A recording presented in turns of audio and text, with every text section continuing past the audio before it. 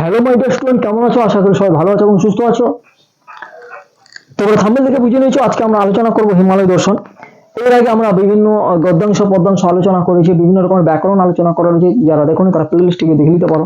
আজকে আমরা আলোচনা করছি নবম শ্রেণীর যে হিমালয় দর্শন যে রয়েছে এই গদ্যাংশটা আমরা আলোচনা করব। এটা হচ্ছে একটা ভ্রমণমূলক আলোচনা। দেখো, আমরা যদি কোথাও বেড়াতে যাই, সাপোজ কেউ দীঘা গেল, কেউ পুরী গেল, সেটা নিয়ে কি করে গেল, সেখানে গিয়ে কি করলো, এই ঘটনাগুলা পরপর সাজিয়ে একটা কিন্তু ভ্রমণমূলক রচনা লেখা যেতেই পারে। এখানে বেগম রোকেয়া তিনি হিমালয় গিয়েছিলেন দেখতে। তিনি যে হিমালয় দর্শন করতে গিয়েছিলেন, কিভাবে গিয়েছিলেন, সেখানে গিয়ে তিনি কি কি দেখেছিলেন, কোন কোন পরিস্থিতির সম্মুখীন হয়েছিলেন, সেই সমস্ত ঘটনা নিয়ে কিন্তু তিনি এখানে তুলে ধরেছেন তার এই প্রবন্ধটি হিমালয় দর্শন। দেখো, এটা হচ্ছে ভ্রমণমূলক আলোচনা, লেখা হচ্ছে বেগম রোকেয়া। এটা নেওয়া হয়েছে কুপমন্ডুকের হিমালয় দর্শন থেকে। এবং এই যে বেগম রোকেয়া লেখা, এই বেগম রোকেয়া যার সম্পূর্ণ নাম হচ্ছে বেগম রোকেয়া সাখাওয়াত হোসেন। বেগম রোকেয়া সাখাওয়াত হোসেন। এনার পিতার নাম হচ্ছে জহিরুদ্দিন মোহাম্মদ আবু আলী সাবের এবং মাতা হচ্ছে রাহাতুন্নেসা সাবের চৌধুরানী।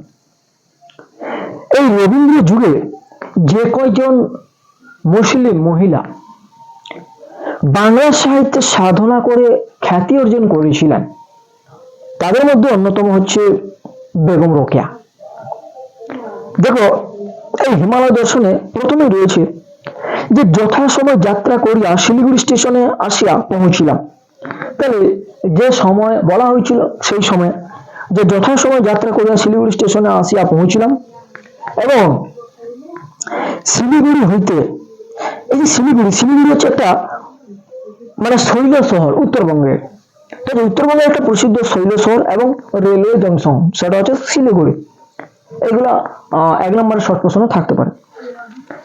দেখো, শিলিগুড়ি হইতে হিমালয় রেল রোড আরম্ভ হইয়াছে। এই যে হিমালয় রেল রোড উত্তরবঙ্গের একটি রেল বিভাগ, তাহলে শিলিগুড়ি থেকে আরম্ভ হয়েছে। তাহলে প্রশ্ন থাকতে পারে কোথা থেকে হিমালয় রেল রোড আরম্ভ হয়েছে, না শিলিগুড়ি থেকে। এরপর দেখো, ইস্ট ইন্ডিয়ান গাড়ির অপেক্ষা ইস্টার্ন বেঙ্গল রেলগাড়ি কিন্তু ছোট, হিমালয়ান রেলগাড়ি আবার তাহার অপেক্ষাও ছোট। ক্ষুদ্র গাড়িগুলি খেলনা গাড়ির মতো বেশ সুন্দর লাগে। তাহলে এই সমস্ত গাড়িগুলো দেখতে কিন্তু খেলনা গাড়ির মতো। এবং ইস্ট ইন্ডিয়া গাড়ি অর্থাৎ ব্রিটিশ ইস্ট ইন্ডিয়া কোম্পানির কিন্তু পরিচালিত যে রেল ব্যবস্থা বা রেল পরিষেবা।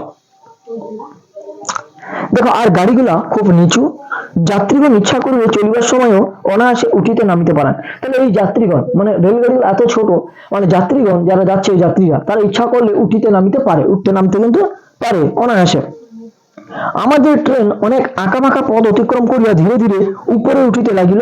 গাড়িগুলি কটারটা শব্দ করিতে করিতে কখনো দক্ষিণে কখনো উত্তরে আঁকিয়া বাঁকিয়া চলিল। তাহলে এই যে ট্রেনটা আঁকাবাঁকা পথ দিয়ে অতিক্রম করে ভাবে চলেছে এবং যাওয়ার সময় একটা আওয়াজ করছে, আওয়াজটা হচ্ছে কটারটা। এখানে প্রশ্ন থাকতে পারে যে গাড়িগুলি চলার সময় কি ধরনের শব্দ করেছিল, না কটারটা। এবং তারা কিন্তু এই গাড়িগুলা দক্ষিণে কখনো উত্তরে কিভাবে চলেছিল, একে বেঁকে আঁকিয়া আঁকিয়া। পথের দুই ধারে মনোরম দৃশ্য, কোথাও অতি উচ্চ চূড়া, কোথাও নিবিড় অরণ্য। এই যে অতি উচ্চ চূড়া আছে পর্বতের শীর্ষ, ঠিক আছে, বা শৃঙ্গ যাকে বলা হয়, সেটা হচ্ছে অতি উচ্চ চূড়া। দেখো, ক্রমে আমরা সমুদ্র হইতে 3000 ফিট উচ্চে উঠিয়াছি, এখনো শীত বোধ হয় না। তাহলে কত ফুট উচ্চতায় উঠেছেন? 3000 ফিট। তবুও কিন্তু শীত কিন্তু অনুভব করতে পারছেন না। কিন্তু মেঘের ভিতর দিয়া চলিয়াছি, নিম্ন উপত্যকায় নির্মল শ্বেত কুজ্ঝটিকা দেখিয়া সহসা নদী বলিয়া ভ্রম জন্মে। তাহলে এখানে দেখো আছে, এগুলো প্রশ্ন থাকে যে কুজ্ঝটিকা শব্দের অর্থ কি। অর্থাৎ কুজ্ঝটিকা শব্দের অর্থ হচ্ছে এখানে কুয়াশা, আর শ্বেত কুজ্ঝটিকা অর্থাৎ সাদা কুয়াশা। তাই বলা হচ্ছে দেখো, নির্মল শ্বেত কুজ্ঝটিকা দেখিয়া সহসা নদী বলিয়া ভ্রম জন্মে, অর্থাৎ ভুল, তাকে নদী বলে মনে হয়েছে। তরু লতা ঘাস পাতা সকলই মনোহর, এত বড় বড় ঘাস আমি পূর্বে দেখি নাই। হরিতবর্ণ চায়ের ক্ষেত্রগুলি প্রাকৃতিক শোভা আরো শতগুণ বৃদ্ধি করে আছে। হরিতবর্ণ অর্থাৎ হচ্ছে সবুজ রং। প্রশ্ন থাকবে, এগুলো এমসিকিউ থাকতে পারে, এসিকিউ থাকতে পারে, যে হরিতবর্ণ শব্দের অর্থ কি, তাহলে সবুজ বন। আবার থাকতে পারে হরিতবর্ণ শব্দের অর্থ হলো সবুজ রং, লাল রং, নীল রং, তাহলে সবুজ রং, এইভাবে থাকতে পারে। প্রাকৃতিক শোভা আরো শতগুণ বৃদ্ধি করিয়াছে। দূর হইতে সারি সারি চারাগুলি বড় সুন্দর বোধ, দূর থেকে দেখা যাচ্ছে ওই যে তোমার ওই চারাগুলা খুব সুন্দর লাগছে দূর থেকে দেখতে। মাঝে মাঝে মানুষের চলিবার সংকীর্ণ পথগুলি ধরনের সীমান্তের ন্যায় দেখায়। নিবিড় শ্যামল বন, বসুমতির ঘন কেশপাশ আর পথগুলি আঁকাবাঁকা শেখে।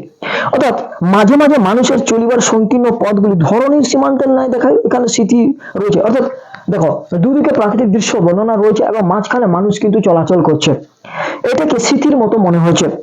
অর্থাৎ মেয়েরা কি করে বলছে যে দুপাশে যে চুল আঁচড়ায় এবং দুপাশে চুল আঁচড়ানোর পরে যে মাঝখানে কি করে তারা স্মৃতি হিসেবে সিঁদুর ব্যবহার করে, এটাকে লেখিকা সেইভাবে কল্পনা করেছেন। তাই বলেছেন যে দুই পাশে আঁচড়ানো চুলের মধ্যরেখা কেশ ভীতি যেটাকে বলা হয়, এবং চা বাগানের মধ্য দিয়ে মানুষ যখন চলাচল করে চলেছে, সেই চা বাগানের মধ্য দিয়ে মানুষ পায়ে চলা এই যে সরু পথগুলো তাকে বেগম রোকেয়া বসুমতির ওই স্মৃতি বলে মনে হয়েছে। তাই বলেছেন যে মাঝে মাঝে মানুষের চলিবার সংকীর্ণ পথগুলি ধরনের সীমান্তের ন্যায় দেখায় এবং নিবিড় শ্যামল বন, বসুমতির ঘন কেশপাশ আর পথগুলি আঁকা বাঁকা স্মৃতি। দেখো এরপরে কি রয়েছে, দেখো এবার দেখো বলছে রেলপথে অনেকগুলি জলপ্রপাত আর নির্ঝর দৃষ্টিগোচর হইল, ইহার সৌন্দর্য বর্ণনাতীত। কোথা হইতে আসিয়া ভীমবেগে হিমাদ্রির পাষাণ হৃদয় বিদীর্ণ করিতে করিতে ইহারা কোথায় চলিয়াছে, এদের উৎস কোথায়, কোথা থেকে এসে আবার কোথা দিকে চলে চলেছে। ইহাদেরই কোনো একটি বিশালাকার জাহ্নবীর উৎস, জাহ্নবী অর্থাৎ গঙ্গা, জাহ্নবী শব্দের অর্থ হচ্ছে গঙ্গা। বলছে ইহাদেরই কোনো একটি বিশাল, এদেরই মধ্যে কোনো একটা বিশাল একটা উৎস কিন্তু গঙ্গা। একথা সহসা বিশ্বাস হয় কি? একটা বড় ঝর্ণার নিকট ট্রেন থামিল। তাহলে ট্রেনটা কোথায় গিয়ে থামলো? একটা বিশাল বড় একটা ঝর্ণার নিকট। আমরা ভাবিলাম যাহাতে আমরা প্রাণ ভরিয়া জলপ্রবাহ দেখিতে পাই, সেই জন্য বোধ হয় গাড়ি থামিয়াছে। লেখিকা ভাবছে যে ঝর্ণার কাছে গিয়ে যেহেতু ট্রেনটা থামলো, হয়তোবা এই জন্য থামলো যে আমরা যাতে প্রাণ ভরে ওটাকে দেখতে পাই, এই জন্য থামলো। বাস্তবিক সেই জন্য কিন্তু ট্রেন থামে নাই, তাহলে তার অন্য কারণ ছিল। তাহলে কারণটা কি ছিল? না, কারণটা হচ্ছে এটা যে সেইখানে জল পরিবর্তন করা হইতেছিল, যে কারণে ট্রেন থামুক। আমাদের মনোরথ পূর্ণ হইল।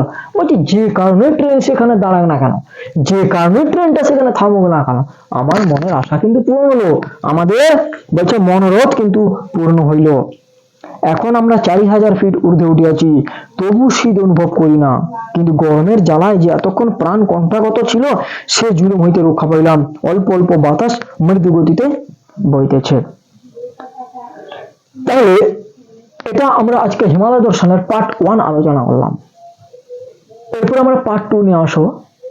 কেমন লাগলো? যদি ভিডিওটি ভালো লাগে আমার এই আলোচনা, তাহলে অবশ্যই একটা লাইক করো এবং বন্ধুদের মধ্যে শেয়ার করো, কারণ তুমি যেভাবে উপকৃত হচ্ছ যাতে অপর ছাত্রছাত্রীরাও ঠিক এইভাবে উপকৃত হয়।